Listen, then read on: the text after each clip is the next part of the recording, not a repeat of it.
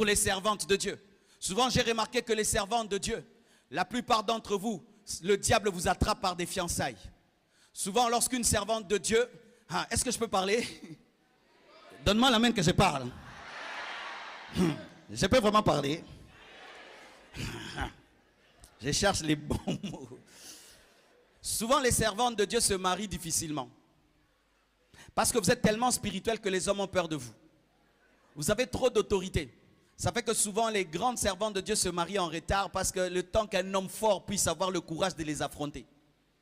Alors, ça fait que les temps que vous avez tellement attendu le mariage, parce que tu as vécu dans la sainteté, tu refuses qu'un homme te touche avant le mariage et les hommes fuient et tu restes seul pendant longtemps. Et qu'est-ce que le diable fait souvent? C'est que quelqu'un vient, quand même tu l'acceptes et vous êtes fiancés. Et c'est dans les fiançailles que souvent les servantes de Dieu tombent. Elle accepte ce qu'elle n'acceptait pas. Elle perd sa virginité, elle perd son onction. Vous vous rendez compte que depuis que la sœur là s'est fiancée, il n'y a plus de prophéties, il n'y a plus de visions. Ma sœur, où sont parties les prophéties? Qui a mangé les prophéties? Qui a mangé les visions? La plupart des temps, c'est les fiancés là, le fiancé là. Et même maintenant, étant donné que tu as de l'honneur et tu es respecté, vous avortez même dans les fiançailles. Là, tu commences même à tuer. Pourquoi? Parce que si tu as une grossesse, ça va faire un scandale. Et comme tu fais le scandale, tu deviens une femme qui avorte. Et ça fait que ton ministère est détruit. Puis-je dire quelque chose? Chère servante de Dieu, votre prix à payer souvent est grand.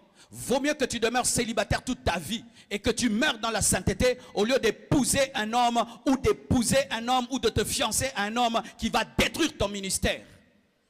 Le diable vous attrape souvent là parce que vous dites je suis une femme, je ne peux pas être seule. Non, des fois, paye le prix de la solitude pour avoir une grande récompense au ciel. Et si personne n'est digne de respecter tes principes de sainteté, ne te marie à personne.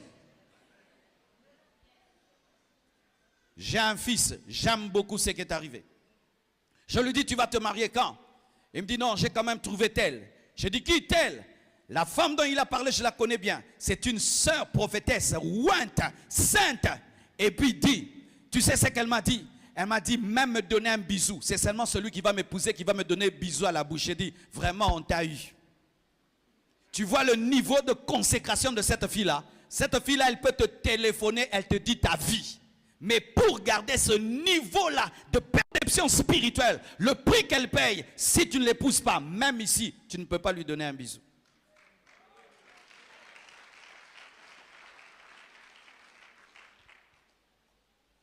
Quelle est ta vie de